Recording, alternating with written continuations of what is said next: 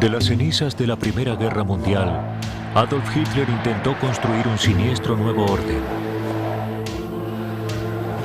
regido por una raza aria de superhombres. Desplegó un imperio de terror nunca antes visto en el mundo. Muchos creen que los nazis invocaban extraños espíritus y que seguían prácticas ocultistas, latentes en Europa por miles de años. Hoy los documentos prueban que sus creencias se basaron en la perversión de una antigua ciencia pagana, mezcla de míticas batallas entre las fuerzas de la luz y la sombra, y de un viaje terrorífico hacia un mundo regido por místicos, dementes y asesinos.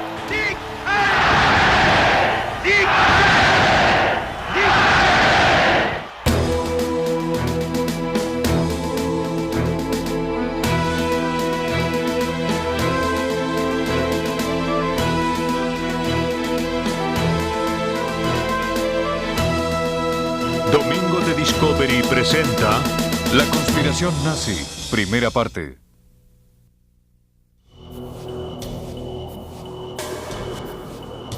Los Himalayas, en el Tíbet. En 1930, los nazis comenzaron a buscar en la cima del mundo la evidencia de antiguos sumos sacerdotes, creyéndolos sus antecesores de sangre.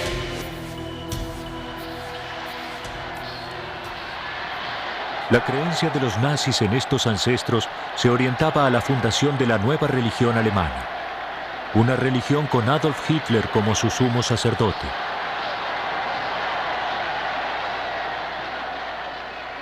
La cruzada diabólica de Hitler era inspirada por la creencia de que la sangre aria pura estaba siendo contaminada por una raza inferior. Una vez eliminados los elementos extraños, una nueva raza de superhombres arios gobernaría al mundo. Esta era la interpretación nazi sobre mitos antiguos y ciencias ocultas de miles de años de antigüedad.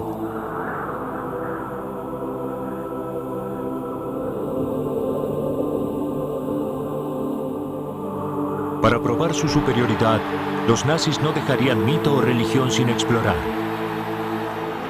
tomando prestada toda creencia que pudiera adaptarse a la causa aria.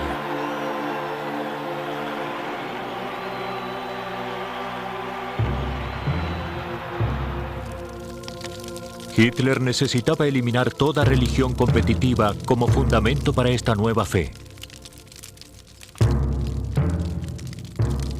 No solo utilizó el poder de los mitos, sino que se apropió de rituales cristianos para alcanzar el poder absoluto. Su círculo íntimo, que tenía fuertes vínculos con el ocultismo, lo ayudaría a cumplir su objetivo. Entre ellos se encontraba el diputado Führer Rudolf Hess, cuya correspondencia revela su devoción a la astrología y la predicción a través de las estrellas. El comisionado nazi de filosofía y educación Alfred Rosenberg, quien escribió el libro sobre los principios de la religión nazi.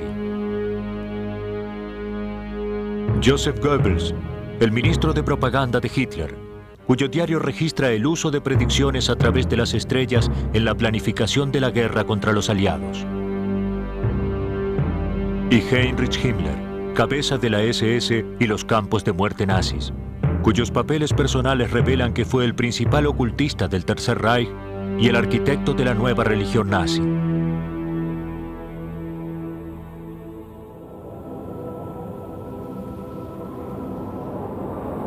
Como fundamento de esta nueva religión, hay una antigua leyenda que cuenta la historia de un continente en el Atlántico Norte.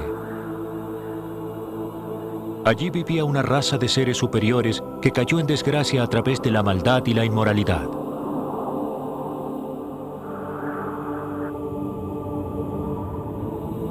Un gran diluvio barrió a estos seres de la faz de la tierra.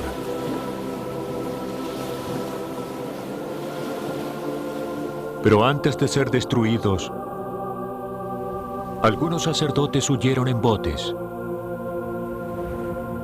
dirigiéndose a la India y a las altas cumbres del Tíbet. Los místicos creen que los sacerdotes que huyeron son la raza original de semidioses arios, los ancestros de todos los indos y europeos. A esta tierra se la llamó Atlantis.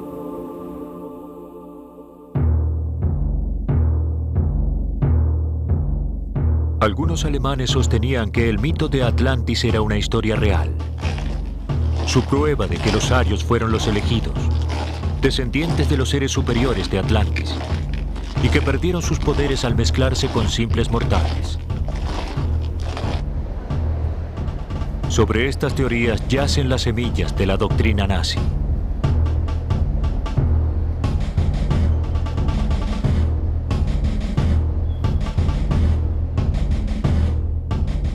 El Reichsführer de la SS, Heinrich Himmler, un nacionalista extremo, tomó como misión la tarea de probar que los alemanes eran los descendientes de la raza superior de Atlantis. Dr. Michael Keiter, profesor de historia. Nacionalistas, particularmente aquellos que creían en la superioridad de la raza aria, siempre alimentaron la idea de una isla desaparecida, de un mundo escondido, una forma de utopía. Himmler pudo haber pensado que este mundo estaba en el Tíbet y que esta raza superior, la raza superior atlántica, como a él le gustaba llamarla, vivió en las montañas tibetanas. Aún habría descendientes vivos. Himmler creía que la leyenda oculta de Atlantis era cierta, que los míticos seres superiores de Atlantis ciertamente se dirigieron desde el Tíbet hacia el norte de Europa y que sus descendientes se convirtieron en los nórdicos o raza aria.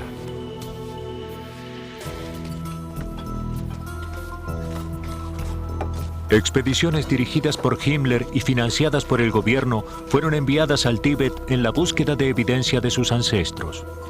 Para documentar esta búsqueda, los investigadores nazis filmaron esta película. En 1946, en un interrogatorio de la Armada Americana posterior a la guerra, el científico nazi que lideró una de las expediciones tibetanas describió su primer encuentro con Himmler. Dijo: Himmler mencionó su convencimiento de que la raza nórdica no evolucionó, sino que descendió directamente del cielo para instalarse en el continente atlántico, y de que los antiguos inmigrantes de Atlantis fundaron una gran civilización en Asia Central.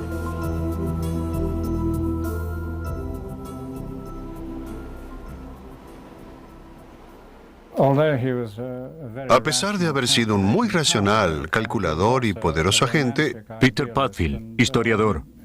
fue también un romántico idealista y ciertamente creyó en estos mitos. De otra manera, no hubiera invertido dinero, tiempo y energía en enviar expediciones al Tíbet.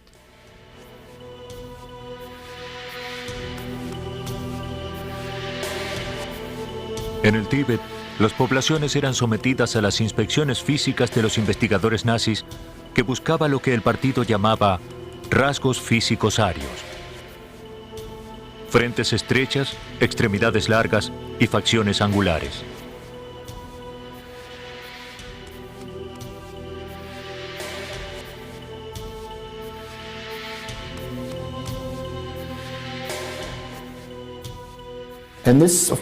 Y esto, por supuesto, fue llevado a cabo durante la guerra, por cuanto en ese momento eran capaces de experimentar todavía inocentemente sobre los objetos vivientes. Estoy hablando, por ejemplo, de medir el cráneo de las personas.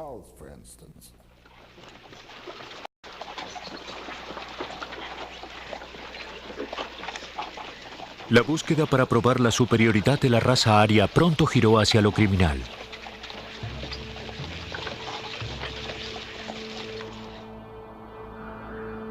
Los nazis comenzarían a asesinar a la gente y a usar sus cuerpos para experimentar.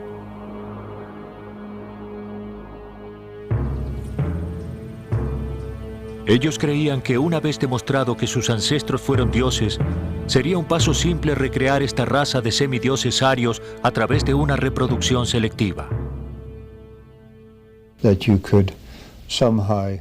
J.H. Brennan, autor de El Imperio Oculto.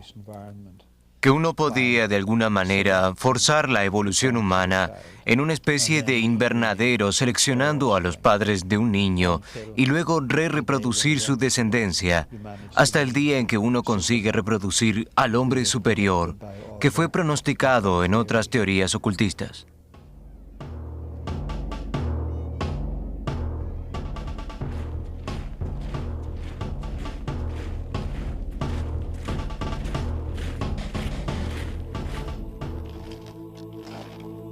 Hitler proclamó: la humanidad se perfecciona un paso cada 700 años y la finalidad suprema es convertirse en los hijos de Dios. Todas las fuerzas creativas serán concentradas en una nueva especie. Será infinitamente superior al hombre actual.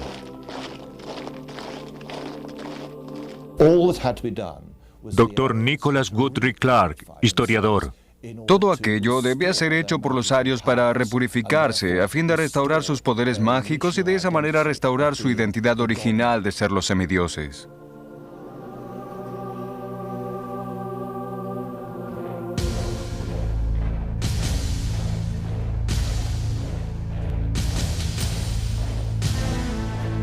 La base de la reproducción fue la SS de Himmler.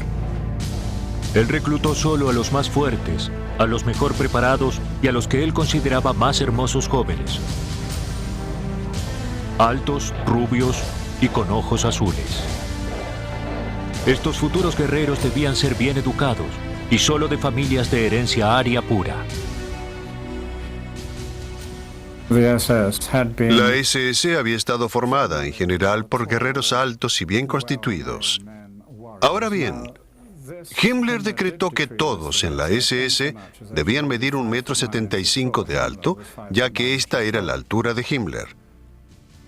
Sumado a la altura, debían tener sangre pura.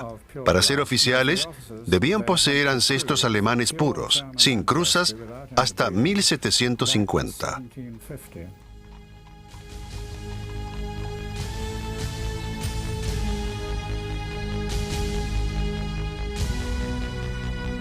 $1.300.000 personas que en ese momento formaban parte de la SS de Himmler fueron estimuladas a procrear la mayor cantidad posible de niños, sin importar su estado civil. Los SS, les dijo, tienen un deber sagrado hacia su nación y su Führer: engendrar bebés arios sanos. Una de las ideas de Himmler consideraba la poligamia. La única manera en que él podría crear la raza superior más rápidamente fue instituyendo la práctica por la cual los hombres de la SS podrían tener más de una esposa.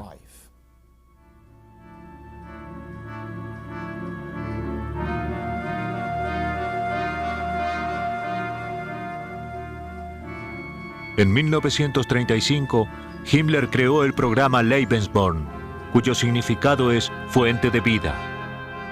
Lebensborn fue designado para facilitar el nacimiento, alojamiento y crianza de la mayor cantidad de bebés arios puros posible. El programa de Himmler fue documentado por imágenes reales de bebés de Lebensborn.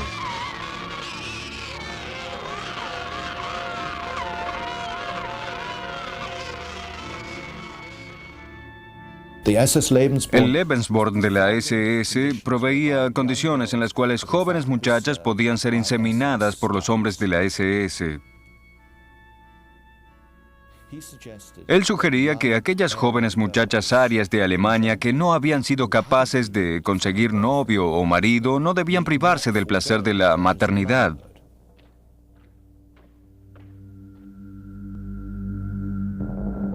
De acuerdo a la doctrina de Lebensborn, un hijo ilegítimo no era una desgracia mientras la madre fuera genéticamente apta. Las mujeres eran preparadas para cumplir una función: procrear los niños cuya descendencia, según la creencia del partido nazi, se convertirían en dioses. Aproximadamente 11.000 bebés de Lebensborn fueron procreados entre 1935 y 1945. La mayoría de estos niños nunca conoció a sus padres.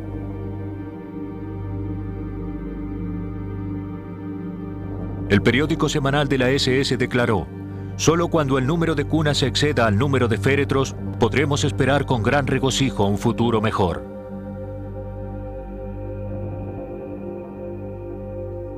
Los bebés de Lebensborn inmediatamente se convirtieron en propiedad del Estado. Algunos fueron criados en asilos, mientras que otros fueron adoptados y criados por familias de la SS.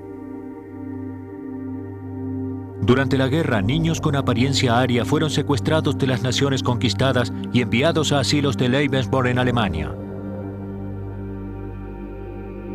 Los archivos nazis indican que 200.000 bebés polacos fueron secuestrados y llevados a asilos de Lebensborn, en donde recibieron entrenamiento cuidadoso de cada aspecto de la cultura y mitología nazi.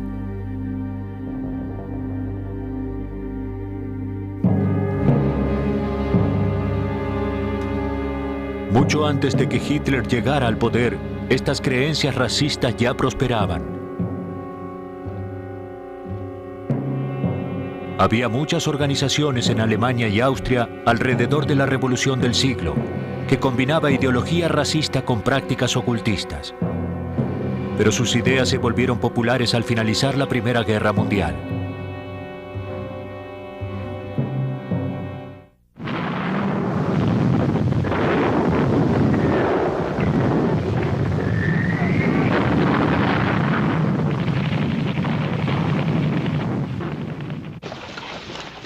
El alguna vez poderoso imperio de Alemania había sido desarmado y se hallaba a merced de las naciones vencedoras luego de la Primera Guerra Mundial. En las antiguamente opulentas ciudades, veteranos lisiados acechaban las calles como fantasmas de otros tiempos. Alguien que creció en Berlín en los años 20 recuerda todo. George Mosch, profesor de historia. Recuerda el paisaje urbano con lisiados de la Primera Guerra Mundial, quienes, por supuesto, no tenían pensión, no tenían nada. Quienes mendigaban en las calles, sin piernas y sin brazos. Quienes recordaban la gran miseria de lo que se podía llamar paisaje urbano. Millones se encontraban desempleados. La inflación era desenfrenada. En todos lados había recesión, inanición y pobreza. Vi muchas manifestaciones antes de que Hitler llegara al poder. Manifestaciones reales que surgían del sufrimiento de la gente. Henry Mettelmann, ex miembro de la juventud de Hitler. El desempleo en masa y su consecuente pobreza. Y gritaban frases como: dennos pan, dennos trabajo.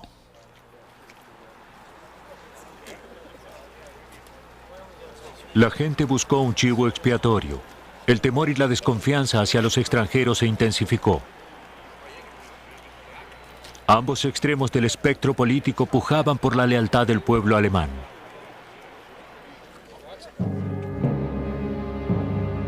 Luego de servir con distinción en la Primera Guerra Mundial, Hitler fue destinado a Múnich, en donde debía infiltrarse en organizaciones de la izquierda para el ejército.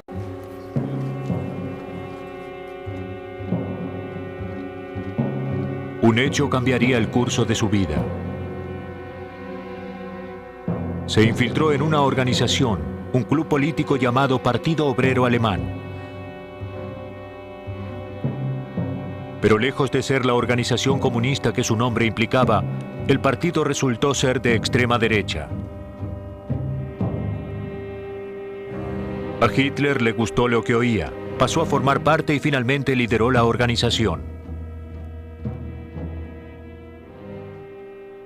Un desilusionado veterano de guerra llamado Rudolf Hess asistió a una temprana reunión política en donde habló Hitler.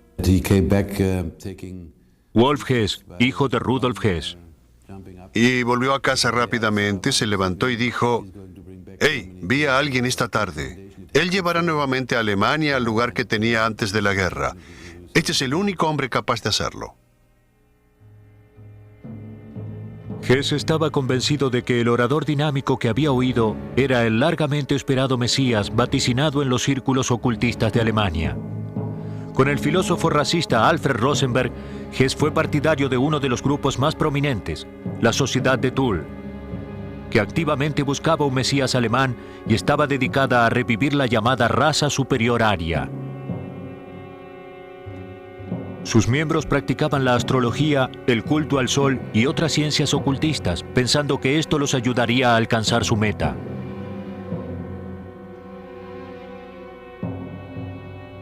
Su emblema era una daga dispuesta contra una cruz gamada curva. La sociedad financió el Partido Obrero Alemán de Hitler, ya que entre sus miembros se encontraban algunos de los ciudadanos más ricos y poderosos de Múnich.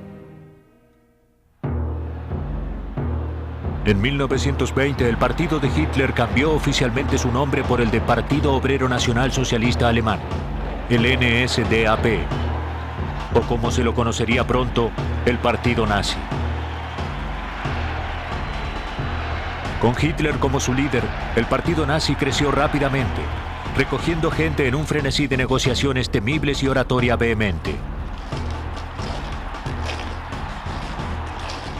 Él les dio el líder carismático y fuerte que habían anhelado desde la guerra. Como muchos de los alemanes y austríacos de aquel momento, Hitler vivió en un ambiente que ya era hostil al judaísmo. Él hubiera encontrado fácilmente estas ideas en publicaciones populares como el Ostara, una publicación abierta de racismo ocultista escrita por un monje místico, renegado y recientemente depuesto llamado Lanz von Liebenfels. La publicación Ostara es un buen ejemplo de cómo Hitler adquirió su racismo y antisemitismo. Incluso pagó una visita a la oficina de la editorial de Lanz para obtener ejemplares atrasados. Inmensamente popular en aquel momento, el periódico predicaba que las razas nórdicas o arias tenían mucho que temer de la gente más oscura que ellos, y señalaba a los judíos como los más temibles. El Ostara reclamaba que los judíos impedían a los arios tomar su lugar correcto como gobernadores del mundo, una batalla eterna que se remonta a los tiempos bíblicos.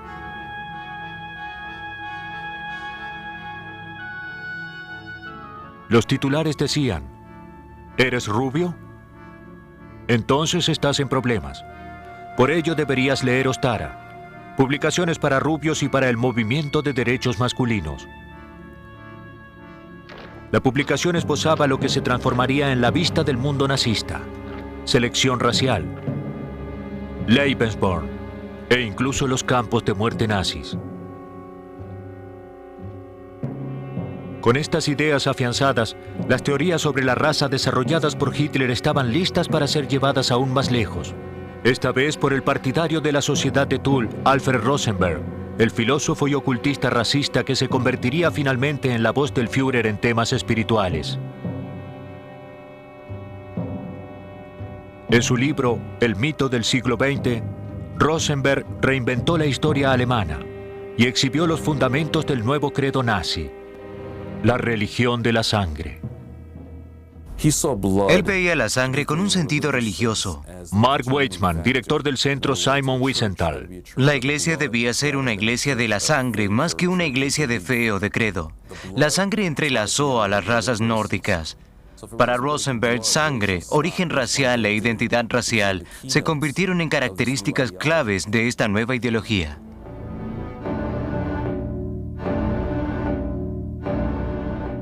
Rosenberg predicaba que la sangre de la gente transporta el alma de la raza. Yo creo que si uno mira atrás, John Matthews, autor de Mitología del Cáliz. Hacia las tradiciones esotéricas del oeste, uno encuentra que la sangre fue siempre considerada como un vínculo importante del espíritu. Es una sustancia sagrada que contiene, además de la vida física de la persona, la vida espiritual.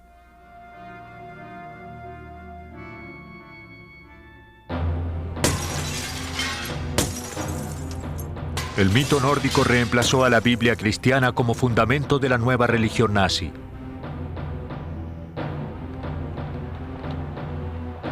En un desfile organizado por Rosenberg y capturado en un film, los nazis celebraban su versión recientemente concebida de la cultura e historia aria.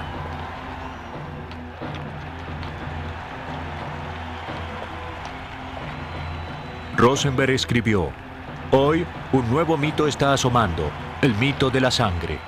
La creencia de que debe defenderse la buena esencia a través de la sangre. Hitler llevó la idea de Rosenberg más allá cuando escribió: las antiguas creencias se recuperarán para ser honradas nuevamente. Todo el conocimiento secreto de la naturaleza, de lo divino, lo demoníaco. Lavaremos la apariencia cristiana y traeremos una religión característica de nuestra raza.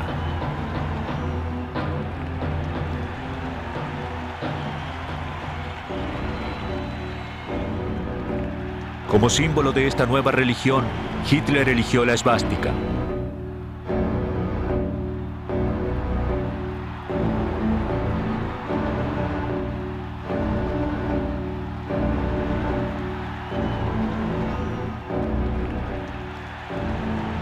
La cruz esvástica puede encontrarse en muchas culturas diferentes por todo el mundo a través de la historia.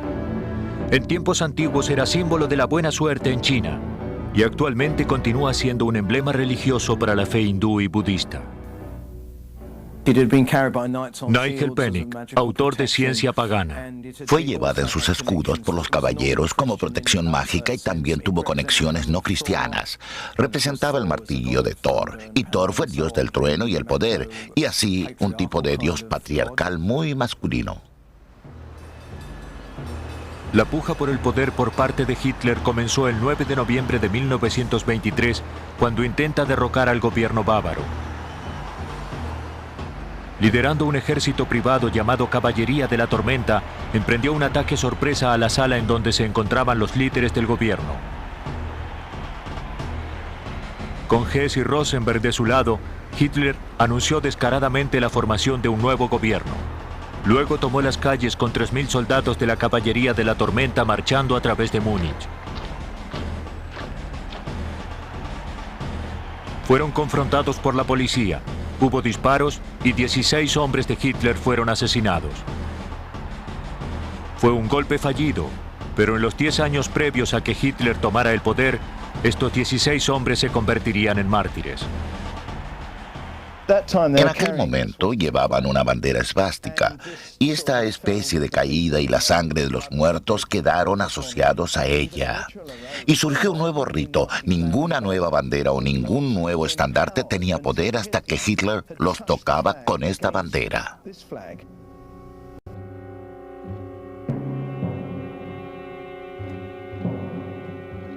La sangre nazi alcanzó a tener un poder simbólico sagrado, ritualizado y santificado en la ceremonia conocida como el rito de la bandera de sangre.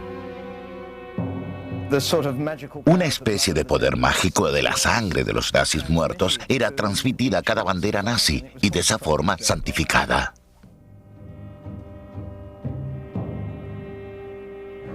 La bandera de sangre era el crucifijo de la religión de Hitler. Llegaría a simbolizar su nuevo reinado. En 1933, Hitler consiguió convertirse en el Führer, el líder. Unser Führer, der Reichskanzler Adolf Hitler, hat das Wort.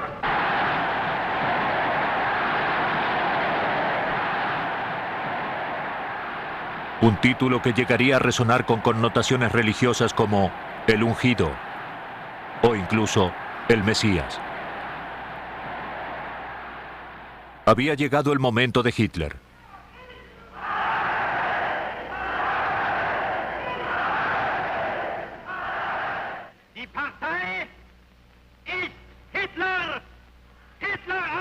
El partido es Hitler. Hitler es Alemania. Y Alemania es Hitler.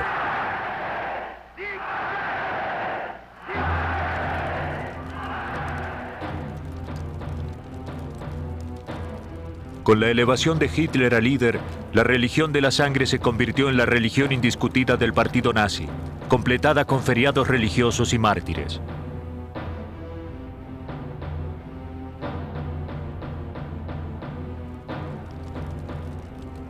El ministro de propaganda Goebbels organizó un ritual en el cual los 16 héroes nazis fueron honrados como mártires del Reich. Quienes murieron fueron resucitados y luego alcanzaron la vida eterna. Goebbels aseguró que todo alemán participara en la ceremonia, transmitiéndola a través de altoparlantes ubicados en cada esquina en todo el país.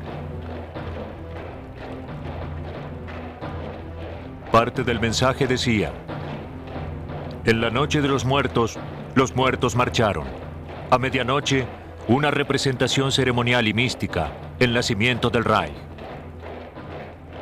Ellos lucharon, murieron y son vencedores, así como fue fundado el Tercer Reich.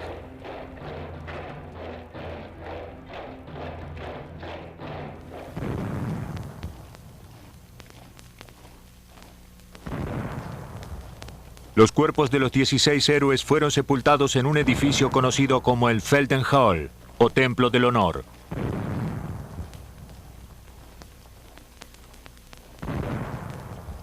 Se convertiría en un santuario nazi.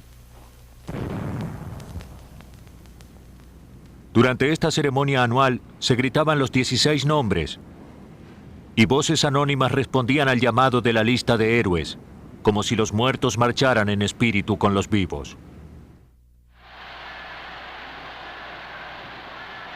Con los rituales de su nueva religión en su lugar, Hitler liberó el siguiente paso de su plan.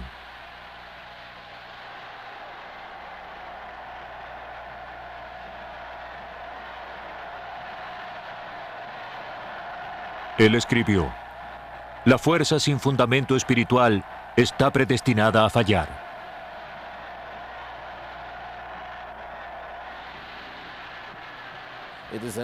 Es un nacionalismo que lo determina todo. El estilo de vida, los pensamientos, absolutamente todo. El aspecto más predominante de él, si se quiere, es que estaban dispuestos a sacrificarse por su patria. El adoctrinamiento hacia la fe nazi con Hitler como Dios comenzaba temprano y continuaba hasta la adultez.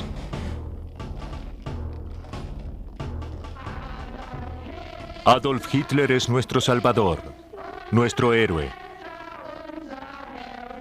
Es el ser más noble en el mundo entero. Vivimos para Hitler. Morimos por Hitler. Hitler es nuestro Señor.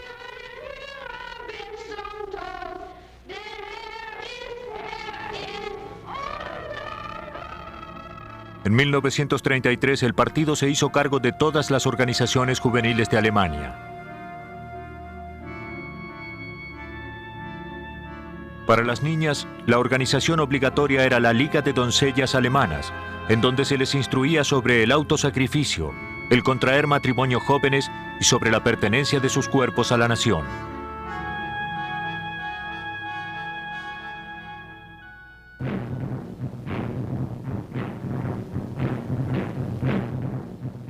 Los niños de 10 años de edad se convertían en miembros de la juventud alemana.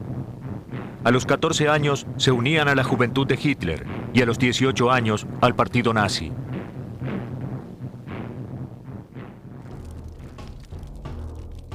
En cada etapa eran instruidos sobre el credo nazi de los rituales de la sangre sagrada, la superioridad racial y la lealtad a Hitler, incluso hasta la muerte. Yo estuve en la juventud de Hitler hasta mis 18 años. Fuimos instruidos y yo creía en ello, ya que era grandioso luchar por nuestro país y, si era necesario, morir por nuestro país. Esta película muestra una manera de cómo los nazis inculcaban este ideal. Un hombre de la guerra visita un campamento de la juventud de Hitler.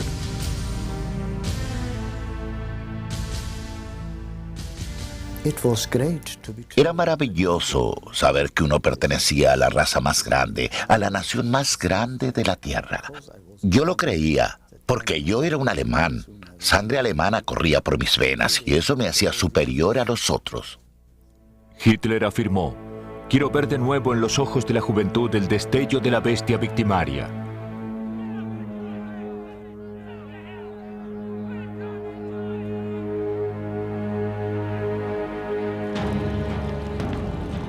La juventud de Hitler cantaba una canción de muerte. Estamos elevándonos para enfrentar tormentas de batalla. La muerte de un héroe es nuestro derecho. En otras palabras, decíamos que un niño de 17 años de edad era imbuido con la noción de que él podía reclamar el derecho. Debía ser dado a él de entregar su vida, de morir por su Führer y su patria. Tú no eres nada. Tu nación, tu raza lo es todo.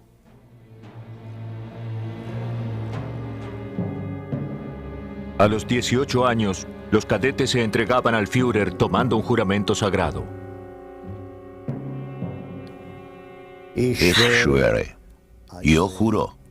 Y todos nosotros debíamos repetirlo y debíamos tener nuestras manos, nuestros dedos en el aire. Servir al Führer, al Volk, el pueblo y a la patria. Servir al Führer, al Volk y a la patria como un gran murmullo en el lugar, hasta la última gota de nuestra sangre.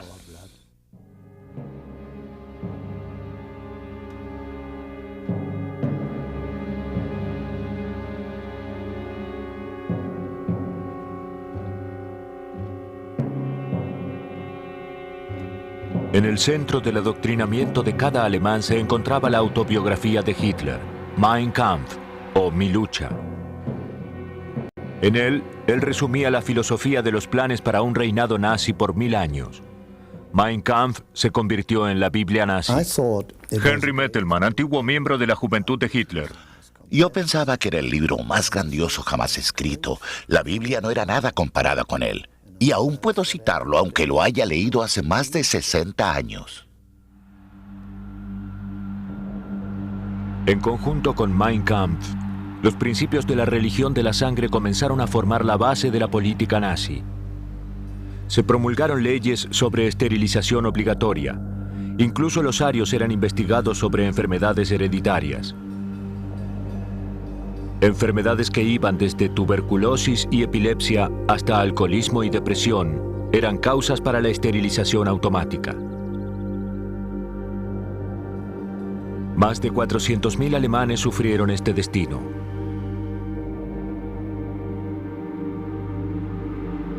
Hitler razonaba.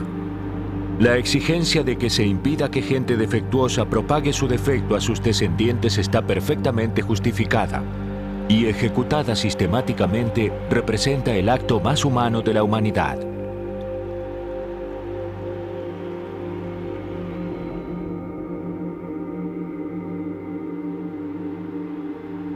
Se registraban a los niños con problemas de salud al nacer.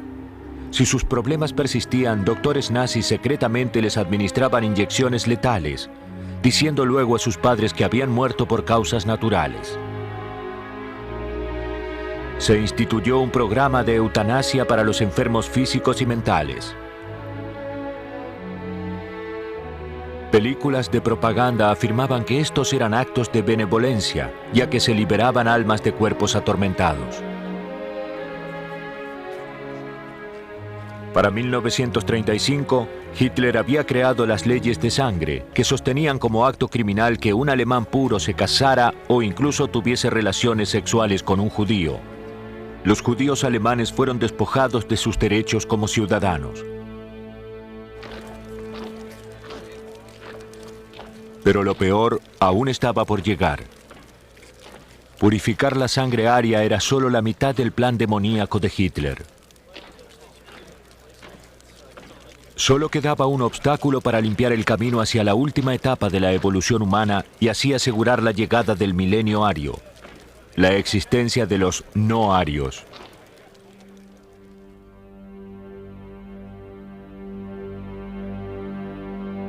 J. Brennan, autor de El Imperio Oculto. Entonces se comenzó esterilizándolos. Luego se notó que esta manera era demasiado lenta y se finalizó asesinándolos en cámaras de gas, método rápido, eficaz y económico. Hitler escribió: será necesario tomar las decisiones más graves y duras. Una medida barbárica para el desafortunado al que le atañe, pero una bendición para su prójimo y la posteridad. El dolor pasajero de un siglo puede y debe redimir milenios de sufrimiento.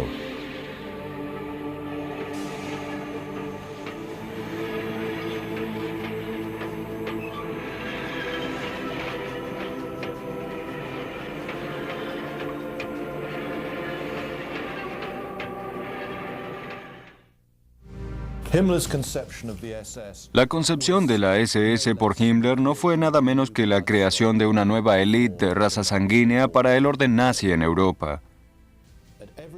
En cada etapa se recordaba constantemente que la SS era nada menos que una élite guerrera cuyos valores de rigor y coraje militar eran absolutamente centrales a su existencia.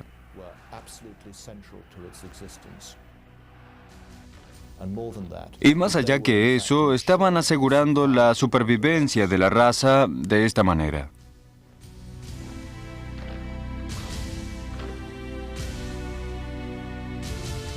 Himmler era católico de nacimiento, pero cuando conoció a Hitler, era efectivamente un ocultista confeso. Es difícil para nosotros, después de todo, Peter Padfield, historiador. vincular a este hombre, quien ciertamente creía en Dios, con un hombre que fue un maestro de la máquina de asesinar en Alemania. Pero ciertamente, las dos cosas, por supuesto, están vinculadas, ya que lo que él trataba de hacer era sacar las fuerzas que él creía que habían corrompido a Alemania y volver a sus antecesores de sangre pura. Himmler trajo una gama de diversas influencias a su idea de la SS, incluyendo la religión hindú. Según se dice, él viajaba durante la guerra con una copia del Bhagavad Gita, un libro sagrado de la religión hindú. Cuenta la historia de una gran batalla en el campo de la justicia entre las fuerzas del bien y el mal. La creencia hindú en la reencarnación y su rígido sistema de castas seducían a Himmler. Era un modelo perfecto para una élite guerrera nazi que regiría al mundo. Ahora los historiadores dicen que Himmler estaba convencido de que era la reencarnación del rey Heinrich, un líder germano de la Edad Media que impidió a los eslavos invadir Alemania. Mientras los nazis se preparaban para marchar sobre Europa Oriental, Himmler creía que estaba en la senda para realizar su destino kármico, que su SS retorne a la patria para luchar una guerra santa similar.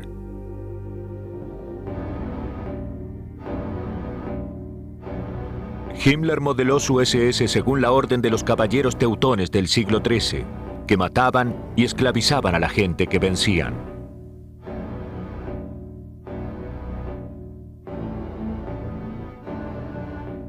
El paralelo con las prácticas de la propia Alemania nazi era inequívoco.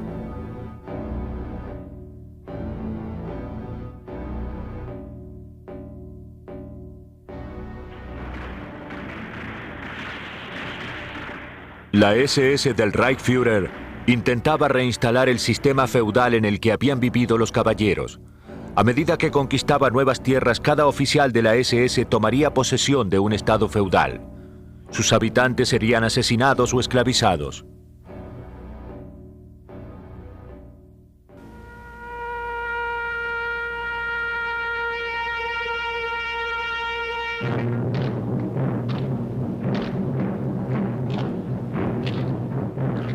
Como los caballeros teutones, Himmler convirtió muchos antiguos castillos en escuelas de entrenamiento de la SS, centros militares y religiosos.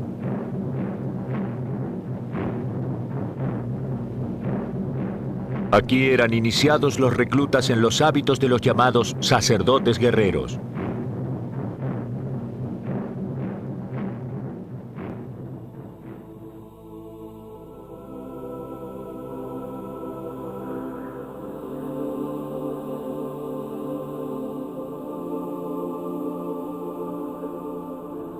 En 1934, Himmler eligió a Wewelsberg como su castillo personal. Se convirtió en un centro sagrado para los más selectos caballeros de la élite de la SS.